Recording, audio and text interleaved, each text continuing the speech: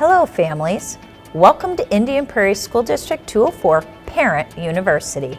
Thank you for joining us. I'm Laura Rosenblum, Assistant Superintendent for Early Childhood and Elementary Education. And I'm Dawn Forkner, the District Social Emotional Learning and Wellness Coordinator.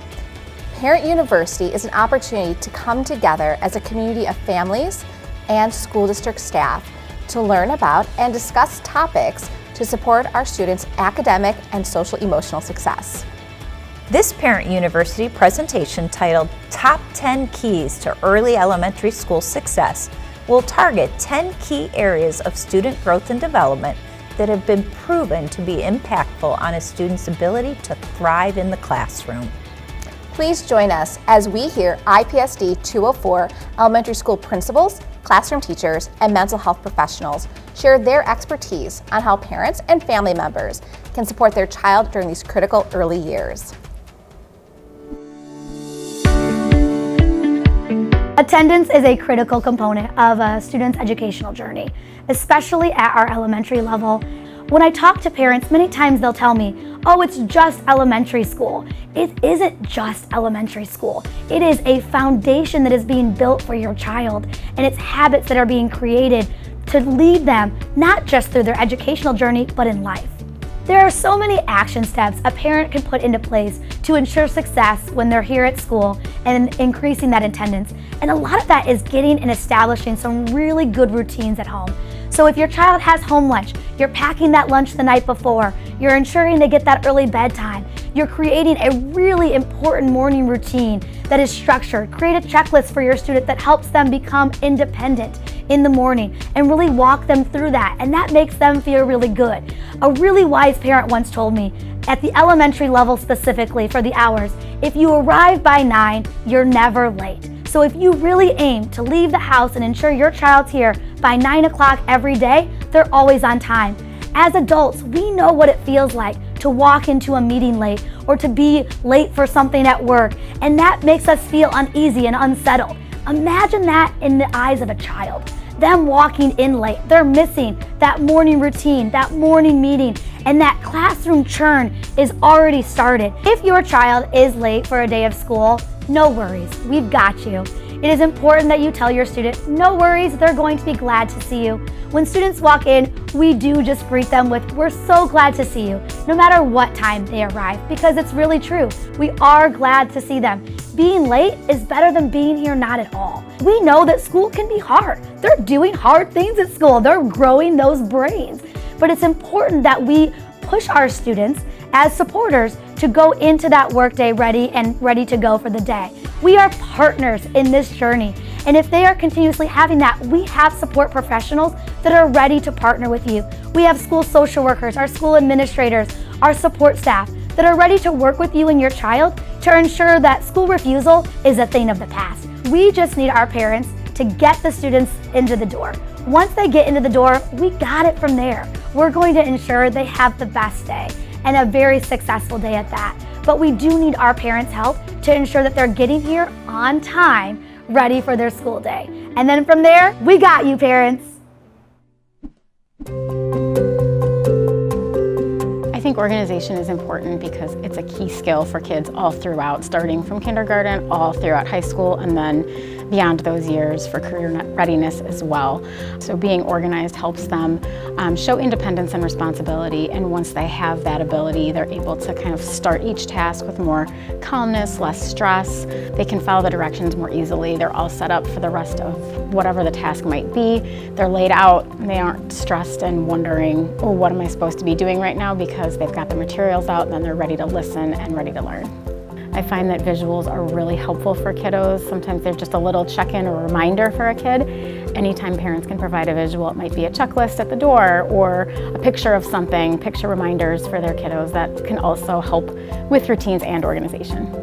I have a visual for keeping their desk organized because I find that that's one of the most important areas for first graders. I also have morning routines set up for them so they know exactly what to do with their Chromebook and their folder. They know where their papers go and their library books and things like that. I think the biggest thing that parents can do to help their kids with organization is setting up routines.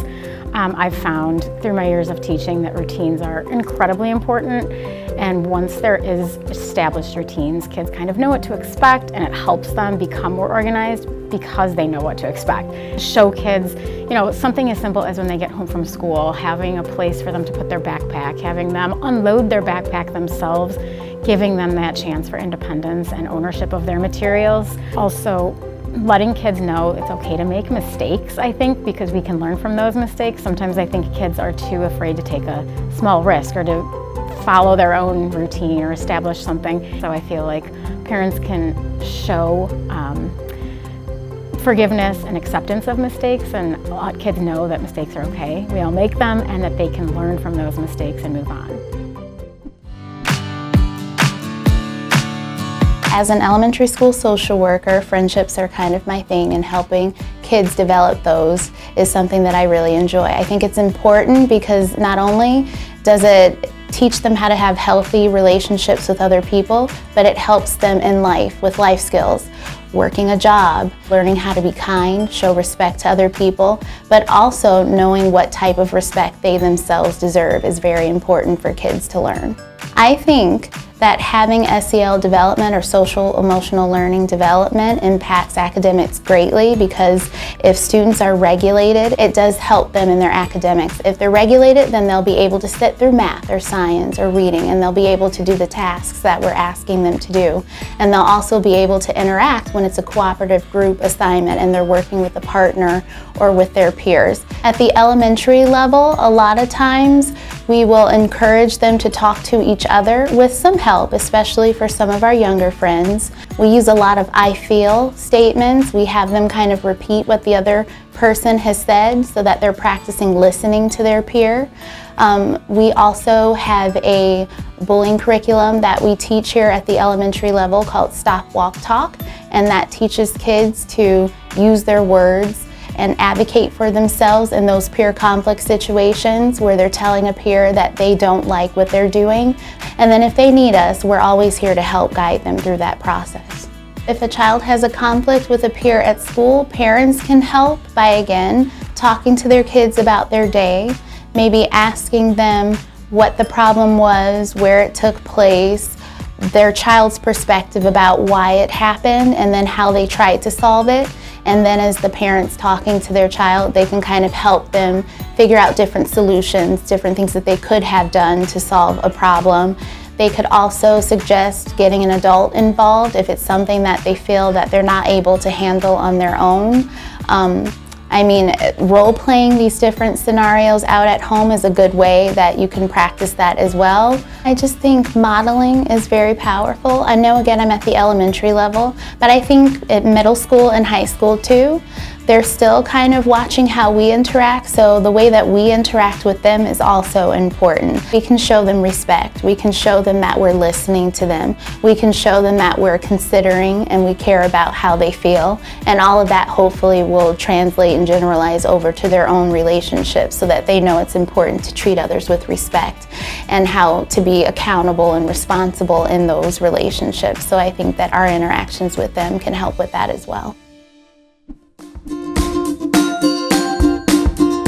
I feel like children need to learn that they need to advocate for themselves. So I think as parents, one thing that I think is good is allowing them to be more independent, giving them the key, let them drive, let them do things and make mistakes, and allow them to feel like they have a part in the dynamics that you have at home, because then it comes into the classroom. If that self-advocacy isn't instilled in children, I feel like the students, they don't know how to help themselves. They don't know how to speak for themselves, and they should. So in the classroom, when we have that, there's more of a always looking to the teacher or looking to an adult. And I think at the beginning, there's building that, and that's what I think as teachers we need to try and do, is how can we teach them to speak up for themselves and to help each other. So an example of self-advocacy in here for me would be we have classroom meetings morning and afternoon. Students are allowed to talk about things that might have bothered them throughout the day, and there are some children that are more on the shy side or have a hard time speaking out, which will get there eventually, but I do eventually introduce a mailbox system where they can go just write anything that they want. They can put their name, they don't have to put their name, however they feel, and they can put it in there. I have little papers and everything back there for them. I do see results of self-advocacy in my classroom. It's a world of difference in here. Even my students that, there may be behaviors or they just don't understand. It is amazing where those kids can be in a month, 2 months, a couple days. I've had adults come and say, wow, I couldn't believe he said that today. And I think it is wonderful. We have to focus on this kind of stuff. It's important. Reading with your child every day is important because whether a kid is 3 or 13, it really does provide an opportunity for bonding. There's reading and writing and literacy all around us in the world. And so when you're naturally reading with your child every night, actually you are teaching, as teachers are teaching students reading strategies. And reading strategies are basically the foundation for students as they are looking at words and text. It kind of just gives that mental ability of how to understand and comprehend what they're reading. By reading with them every day, you are practicing these skills. I have a couple books and I want to just show you some samples and examples to affirm you that you are probably doing these things already, but how you can use any book to practice these skills with your students by having conversations. The Recess Queen is a great book to use for making predictions. Their eyes are going to go to the other kids on the cover, especially our main character's face. They see that she's wearing her crown. Using this book and like any book and looking at the cover opens up doors to help make those predictions about what the story is going to be about. The next book is called Yasmin, and if I were reading this with my child, I would use this book to practice visualizing. And so this book just gives different descriptive words and things that we could really kind of imagine what's happening. Just another fun way to kind of engage into the text, but also you're doing a reading strategy, visualizing what Yasmin's going to look like when she comes out, because she talks about putting her feathers and pom-poms, and on the next page, there's opportunity to say, what did you think? Were you correct? Because this is her all glammed up. This is the bad seed. And so this book would be a good example to use the questioning strategy. The sunflower seed, he says, I'm bad, I'm really, really bad.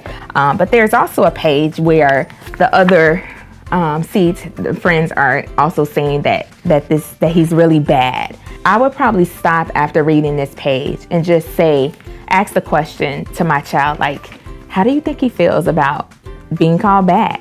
Do you think that he feels good when other people are saying it? Maybe he's just saying he's bad because that's what he's heard. Maybe your child has had a rough day or, something has happened. This is a good book to just kind of process and question and think, and maybe they'll be even thinking about a day that maybe they felt this way. So the most important action step that you can take at home to ensure your child's success is to keep reading, keep encouraging them, just engaging with them about text and having those conversations. You are already on your way to help your child be successful. When I look at a child, I look at both sleep and nutrition. They are going to impact a child positively with improved memory, improved focus, less irritability, less moodiness, decreased absenteeism, decreased chronic illness. These are all good things for your child. And sleep and nutrition are two factors that frequently bring students down to the health office. And so that is then lost class time, lost instructional time for the child. So when we're talking about early elementary school, a 5-year-old student is going to need 9 to 11 hours of sleep. Our 1st and 2nd grade students, early 3rd grade, they're going to need just a little less sleep. That solid nighttime sleep is going to help them focus in class and be able to concentrate. It has a positive impact on memory skills, which is essential in school. The nutritional piece is going to impact learning, very much aligned to the sleep pattern. On the website, myplate.gov, it will show you a graphic of how to portion out food for your child. If you are a family that is impacted by food insufficiency, please reach out to the members of the health services team for assistance. If you ever need guidance on nutrition or sleep or assistance for your child, I do hope you'll call your school's health office and speak to one of the nurses or one of the licensed school nurses. We are here to support you and your child. Screen time is, that topic is important just because we want to think about balance with kids, and knowing that technology is going to be a really important and significant part of their future, they need to understand how to manage that. And so with screen time, we have to think about, the benefits and what tools we can use from it, because there are some really powerful, good tools through technology in regards to academics, but we also have to think about the negative impacts too. Technology offers that opportunity for students to connect with others through video calls, even social media. There's also a lot of educational apps that can help students with their skills and just building some of those foundational skills. But we can't ignore the negative effects, such as poor or limited attention span, spending too much time on screens. They're constantly looking at that input, that sensory input, and as technology becomes more a part of our society, we've seen an increase in depression and anxiety levels amongst kids, and then also sleep disruption. I've had quite a few students that spend a long time at night, gaming or talking, to each other through messaging. And we know when kids are, sleep deprived, it impacts their ability to think, especially critically, and then also just their overall sense of well-being is hindered as well. We have to provide a balance for our students. If we have activities on their Chromebook that we're doing, for instance, we need to balance it out with some written work so that they're not on their screens all day. We communicate with students the purpose of them having their own devices, that these are tools for learning, tools for instruction. They're not meant for you to just kind of go off and, play games or, browse on the internet or whatnot. Having them know that there's a reason they have this technology. It's to enhance their learning experience, but, it's not to, use it for leisure. Parents can do a lot of different things in terms of helping their child manage technology, and one of those is setting those clear rules and expectations. Another one is giving time limits with timers and things, and making sure that there's certain times of the day or places in the household where technology is not allowed. And then also modeling those behaviors too. Knowing that if the dinner table is a place where tech is not allowed, that you're also adhering to that and you're not on your phone when you're at the dinner table. Anything that connects math to the real world really helps success at home and at school. It's really important as early as possible to get students exposed to math. It can be even simple as talking about how there's more or less of something. You can do something with counting. You could do something with shapes. A lot of toys, even for very young learners, even at the kindergarten level, can promote math. So when students are more exposed to math at an early age, they make the connection to both reading and math, because both reading and math has the critical thinking skills, the problem solving skills. Also, when students are more exposed to math at a young age, they're a lot more comfortable with math at school. Sometimes math can be one of those things that can be kind of scary or worrying for students. And when students see math being used at home, they come to school feeling a lot less scared and worried to do math here. All of that helps them to be more successful in their academic performance. There's a lot of things that parents can do at home. Some of the things that come to mind is start by talking about math positively. Even just something about how exciting math can be when you go to the grocery store, how cool math is when you're baking at home. It can be even simple as counting things as you're in a car and about things that you see. The other thing that parents can do is they can make math fun, so it doesn't have to be just like a printed worksheet. A lot of math can be incorporated into board games. It can be incorporated into things, games they play outside. It can be even something simple as like flashcards. They can do it as fast as possible, see what they can do. The other thing that parents can do at home is remind their child that math takes time to understand and learn, and that's going to take practice. And it's okay if they don't understand it right away, but if they're consistent about doing their work at school and home, they can really grow in their math time together. The final step that they can take is they can absolutely use those district resources that we have. So students have access to both Dreambox and Reflex at home. Those are things they use at school. Those are things they can also use at home at night or on the weekend. Even a little bit of time can really enhance their knowledge of math. There's a lot of different ways that parents can find out what their child is doing in math. I know a lot of teachers at our school send a weekly email with a newsletter. Often that has the information about what students are learning for that week.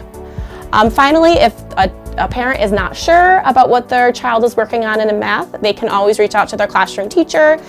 Their classroom teacher can tell about what module they're on, what lesson they're on, and there's lots of resources out there to help parents understand what their child is learning in math. Perseverance and growth mindset has a huge impact on academic success. Social-emotional learning has a huge impact on academic success. Not only does it impact academic success, but it can impact student absences, goal setting, perseverance towards achieving that goal, group work, depression, anxiety. All these things are a major contributor to academic success. Students are bound to make mistakes and or fail, right? Everybody is, from kindergarten through adulthood. So if we can adopt the power of yet, that will absolutely help us persevere. So what that is acknowledging that maybe we can't do something right now, we can't do something yet. Really, parents are the first role models at home. They're the teachers. So teaching and fostering a growth mindset for your child is so vital.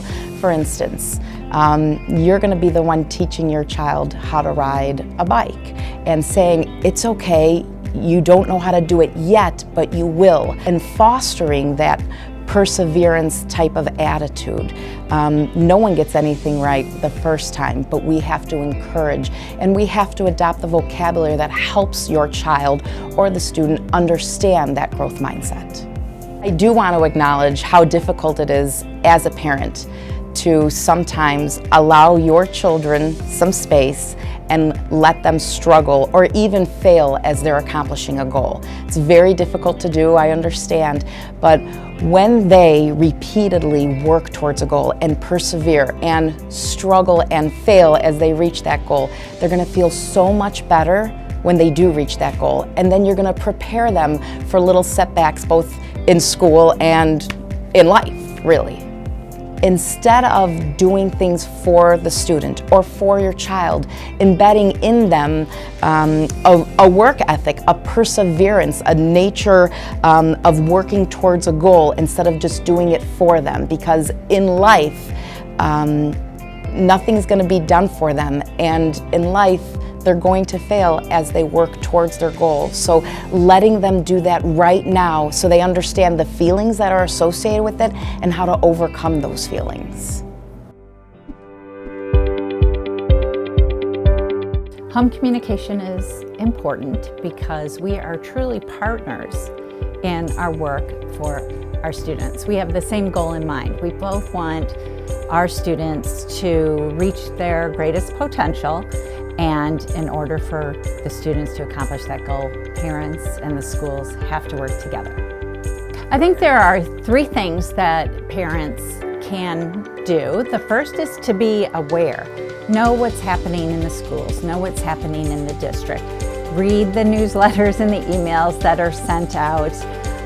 Go to curriculum night if you can. Talk to your children about what's happening at school. If you don't understand something or you have a question about something, call your child's teacher first and talk with them about it. And if it's something that would involve student services or something more curriculum or higher level, they would refer you then to talk to either the principal or the student service coordinator. So the second thing I suggest to parents is that they are supportive of what's happening in school. Be supportive of your child's interests, be supportive of their projects and the things they're learning. I always say over the summer when you drive by school, be positive when you see the school. Say, oh, there's your school, you're gonna go there soon. Have you seen the playground? It looks so fun. And children are gonna emulate that enthusiasm.